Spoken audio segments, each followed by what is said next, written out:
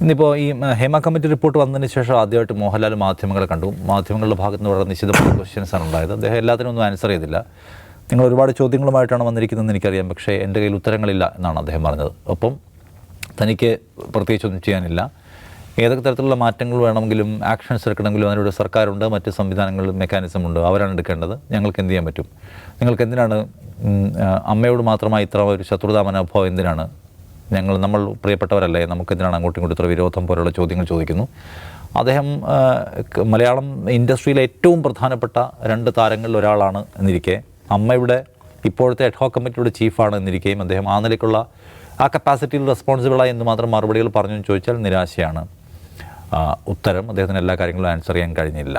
അപ്പോൾ ഇന്നത്തെ എല്ലാവരും എന്താ പറയുന്നത്, വല്ലാതെ കാത്തിരുന്ന ഒരു പ്രതികരണമായിരുന്നു മോഹൻലാലിൻ്റേത്.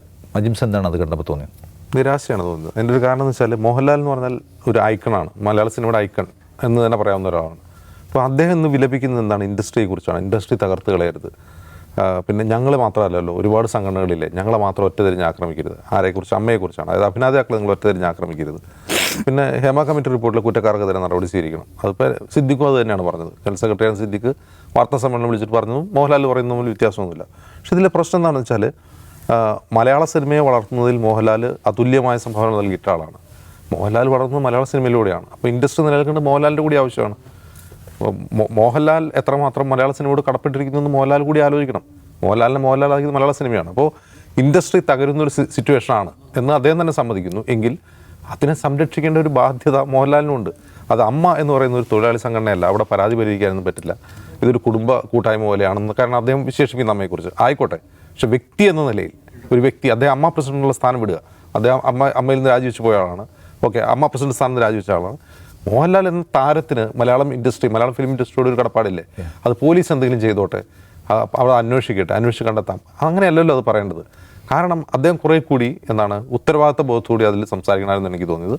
അദ്ദേഹം പക്ഷേ ചെയ്തത് എന്താണെന്ന് വെച്ചാൽ അദ്ദേഹം ഇൻ്റർവ്യൂവിലെ കാണുന്ന പോലെ എന്താ മോനെ എന്ന രീതിയിൽ ആൻസറിങ് എന്ന് പറയുമല്ലോ, അത് വളരെ മനോഹരമായി കലാപരമായി ചെയ്ത കാഴ്ചയാണ് ഇന്ന് കണ്ടത്. എന്താ കണ്ടത്? അല്ലേ, എനിക്ക് ഇതിൽ ഒരു സന്തോഷം തോന്നിയൊരു ഘടകം എന്ന് വെച്ചാൽ, ഇപ്പോൾ മോഹൻലാൽ ഇന്ത്യയിലെ തന്നെ ഏറ്റവും ശ്രദ്ധേയനായ ഒരു ഫിലിം സ്റ്റാർ, ഒരു സൂപ്പർ സ്റ്റാറിൽപ്പെട്ട ഒരാളാണ്.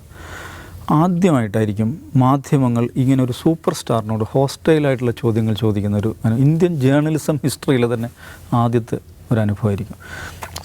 ഈ സൂപ്പർ സ്റ്റാറുകൾ സാധാരണഗതിയിൽ മാധ്യമങ്ങൾ അഭിമുഖീകരിക്കുന്ന എപ്പോഴാണ്?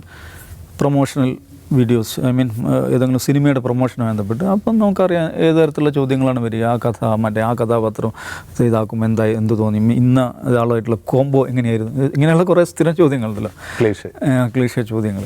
അതില്ലാതെ ഹോസ്റ്റൈലായിട്ട് ഉള്ള ചോദ്യങ്ങളെ ഒരു സൂപ്പർ സ്റ്റാർ അഭിമുഖീകരിക്കുന്ന ഇന്ത്യയിലെ തന്നെ ആദ്യ ദിവസം എന്ന് വിശേഷിപ്പിക്കാവുന്ന ദിവസമാണ്. അപ്പോൾ അങ്ങനത്തെ ചോദ്യങ്ങൾക്ക് മുമ്പിൽ ഈ സൂപ്പർ സ്റ്റാറുകൾ എത്ര ഗംഭീരമായിട്ടാണ് പരിങ്ങി നിൽക്കുന്നത് എന്നും കാണിച്ചു തന്നൊരു ദിവസമാണെന്ന്. അദ്ദേഹം ഇന്ന് ഏറ്റവും ഈ വാർത്താ സമ്മേളനത്തിൽ ഏറ്റവും അധികം ഉപയോഗിച്ച വാക്കേതെന്നറിയോ? പ്ലീസ്, ദയവ് ചെയ്ത്. ഇത് എത്ര തവണ ഒന്ന് കൗണ്ട് ചെയ്ത് നോക്കാവുന്നതാണ് ആ വാക്ക് എത്ര തവണ അദ്ദേഹം ഉപയോഗിച്ചു. പ്ലീസ്, ദയവ് ചെയ്ത് അത് ചോദിക്കല്ലേ. നിങ്ങളുടെ കയ്യിൽ കുറേ ചോദ്യങ്ങളുണ്ടെന്ന് എനിക്കറിയാം, പക്ഷേ എൻ്റെ കയ്യിൽ ഉത്തരങ്ങളില്ല. ഇങ്ങനെയൊക്കെയാണ് അദ്ദേഹം സംസാരിക്കുന്നത്. അപ്പോൾ ഉത്തരങ്ങളില്ല, അത് തന്നെയാണ് അതിൻ്റെ ചോദ്യങ്ങൾക്ക് ഉത്തരം അദ്ദേഹത്തിന് പറയാൻ പറ്റിയിട്ടില്ല. അദ്ദേഹം വേറെ കുറേ കാര്യങ്ങൾ, പെൻഷനെക്കുറിച്ച്, വീട് വെക്കുന്നതിനെക്കുറിച്ച്, വയനാട്ടിലെ ദുരന്തത്തെക്കുറിച്ച്, അതിൻ്റെ വേദനയെക്കുറിച്ച്, അമ്മ ചെയ്തിട്ടുള്ള സേവന പ്രവർത്തനങ്ങളെക്കുറിച്ച്, ഇതൊക്കെയാണ്. അമ്മ സേവന പ്രവർത്തനങ്ങൾ ചെയ്യുന്നില്ല എന്നുള്ള വിമർശനം ആർക്കുമില്ല. ഇവിടെ പ്രശ്നം എന്താണ്? ഹേമ കമ്മിറ്റി എന്ന് നമ്മൾ വിളിക്കുന്ന ഒരു expert committee constituted by government of Kerala, അതിൽ തന്നെ പറയുന്നുണ്ട് സ്ത്രീകൾ അനുഭവിക്കുന്ന വിവേചനങ്ങളെക്കുറിച്ച് പഠിക്കുവാനും അതിൽ നിർദ്ദേശങ്ങൾ സമർപ്പിക്കുവാനും വേണ്ടി നിശ്ചയിക്കപ്പെട്ട എക്സ്പേർട്ട് കമ്മിറ്റി എന്നാണ് ആ കമ്മിറ്റിയുടെ പേര്. അപ്പോൾ എന്തിനാണത് കോൺസ്റ്റിറ്റ്യൂട്ട് ചെയ്തിരിക്കുന്നത്? സ്ത്രീകൾ അനുഭവിക്കുന്ന വിവേചനങ്ങളെക്കുറിച്ച് പഠിക്കുവാനും അതിൽ അത് പരിഹരിക്കാൻ ആവശ്യമായ നിർദ്ദേശങ്ങൾ സമർപ്പിക്കുവാനും കോൺസ്റ്റിറ്റ്യൂട്ട് ചെയ്യപ്പെട്ട കമ്മിറ്റിയാണ്. ഈ കമ്മിറ്റി എപ്പോഴാണ് റിപ്പോർട്ട് കൊടുക്കുന്നത്? 2019 അല്ലേ? ഈ 2019 ഇത് റിപ്പോർട്ട് കൊടുത്തപ്പോൾ ഈ അമ്മ വല്ലതും പറഞ്ഞായിരുന്നോ? അമ്മ എന്തിനു വേണ്ടിയാണ് പ്രവർത്തിക്കുന്ന? മോഹൻലാൽ പറയുന്നത് വെൽഫെയറിന് വേണ്ടി. ആരുടെ വെൽഫെയറിന് വേണ്ടി? സിനിമാക്കാരുടെ വെൽഫെയറിന് വേണ്ടി. അപ്പോൾ സിനിമാക്കാരിൽ സ്ത്രീകൾ പെടുന്നുണ്ടല്ലോ. അവരുടെ പ്രശ്നങ്ങൾ പരിശോധിക്കാൻ വേണ്ടിയിട്ടൊരു കമ്മിറ്റി ഉണ്ടാക്കിയിരിക്കുകയാണ്. 2019 അവർ റിപ്പോർട്ട് കൊടുത്തപ്പോൾ ഇന്നും മോഹൻലാൽ പറയുന്നുണ്ട് അതിൽ നടപടിയെടുക്കണം, സർക്കാർ നടപടിയെടുക്കണം. 2019 മുതൽ 2024 വരെയുള്ള ഈ സമയത്ത് എന്നെങ്കിലും ഈ അമ്മ ഇതേക്കുറിച്ച് പറഞ്ഞിട്ടുണ്ടോ? സർക്കാരിനോട് പറഞ്ഞിട്ടുണ്ടോ ഇങ്ങനൊരു കമ്മിറ്റി ഉണ്ടല്ലോ, അതിൽ നമുക്ക് എന്താ ചെയ്യണ്ടേ? അതിലെന്താ പറഞ്ഞിരിക്കുന്നത്? അത് വെൽഫെയറിന് വേണ്ടി പ്രവർത്തിക്കുന്ന സംഘടന നിശ്ചയമായത് അവരുടെ ഉത്തരവാദിത്തമാണല്ലോ. അപ്പോൾ അത് ചെയ്യാതിരിക്കുകയും ഇപ്പം മറ്റ് പല വിധത്തിലുള്ള നിർബന്ധിത സാഹചര്യങ്ങളാൽ ഈ കമ്മിറ്റി റിപ്പോർട്ടിലുള്ള ചില ഭാഗങ്ങൾ പുറത്തു വരികയും ആ പുറത്തു വന്ന സാഹചര്യത്തിൽ ഇച്ചിരിയെങ്കിലും ആത്മവിശ്വാസം തോന്നിയ ചില ആളുകൾ, വിവേചനത്തിനിരയായ ചില ആളുകൾ ചില കാര്യങ്ങൾ വിളിച്ചു പറയുകയും ചെയ്തപ്പോഴുണ്ട് ഒരു ബഹളം. ആ ബഹളത്തിനിടയിലാണ്, ആ കൂട്ടപ്പരിശീലനമാണ് അമ്മയുടെ പ്രസിഡന്റ് സ്ഥാനം പുള്ളി രാജിവെക്കുന്നത്. അപ്പോൾ ഞങ്ങൾക്ക് ഹേമ കമ്മിറ്റിയോട് ഒരു കുഴപ്പമില്ല, അത് നടപ്പിലാക്കണമെന്നാണ് ഞങ്ങളുടെ അഭിപ്രായം എന്ന് പറഞ്ഞാൽ അത് ആത്മാർത്ഥതയുള്ളൊരു അഭിപ്രായ പ്രകടനമായിട്ട് നമുക്ക് എടുക്കാൻ പറ്റില്ല. കാരണം 2019 അത് പറഞ്ഞിരുന്നെങ്കിൽ, ഹേമ കമ്മിറ്റി അവരുടെ റിപ്പോർട്ട് കൊടുത്ത ശേഷമാണ് അത് പറഞ്ഞിരുന്നെങ്കിൽ, അല്ലെങ്കിൽ അതിനുശേഷം നടന്നിട്ടുള്ള അമ്മയുടെ എക്സിക്യൂട്ടീവിൻ്റെ ഒരു പ്രമേയമായിട്ടാണ് അത് വന്നിരുന്നെങ്കിൽ, അല്ലെങ്കിൽ അവരുടെ ജനറൽ അസംബ്ലിയുടെ, അവരുടെ ജനറൽ കൗൺസിലിൻ്റെ പ്രമേയമായിട്ടാണ് വന്നിരുന്നെങ്കിൽ ഓക്കെ, അത് വളരെ സിൻസിയറായിട്ടുള്ളൊരു അഭിപ്രായ പ്രകടനം എടുക്കണം. അങ്ങനെയല്ല സംഭവിച്ചു. ഇത്രയും കാലം അതിനെ അമർത്തി വെക്കുവാൻ നടന്നിട്ടുള്ള നിരവധിയായിട്ടുള്ള പരിശ്രമങ്ങളുണ്ട്. ആ പരിശ്രമങ്ങളിൽ അമ്മയും ഭാഗവാക്കായിരുന്നു. അതാണ് നമ്മൾ കാണേണ്ടത്. അതുകൊണ്ട് എനിക്ക് ഉത്തരങ്ങളില്ല എന്ന് മോഹൻലാൽ പറഞ്ഞുകൊണ്ട് കാര്യമില്ല. ഉത്തരങ്ങളുണ്ടാവണം. കാരണം അദ്ദേഹം ഉത്തരവാദപ്പെട്ട സ്ഥാനത്തിരുന്ന ഒരാളാണ്. അദ്ദേഹത്തിന് ഈ ഇൻഡസ്ട്രിയിൽ നോക്കൂ, ഞാൻ ഈ പണി തുടങ്ങുന്നത് മദ്രാസിൽ പോയിട്ടാണ് അദ്ദേഹം പറയുന്നുണ്ട്. അന്നൊരു സൗകര്യം ഉണ്ടായിരുന്നില്ല കേട്ടോ എന്ന് അദ്ദേഹം പറയുന്നുണ്ട്. എന്നിട്ട് കഷ്ടപ്പെട്ടാണ് നമ്മൾ ഈ ഇൻഡസ്ട്രിയെ വളർത്തിയെടുത്തത് അദ്ദേഹം പറയുന്നുണ്ട്. ഈ ഇൻഡസ്ട്രിയെ വളർത്തിയെടുത്ത് ആരാണ്? മോഹൻലാലും.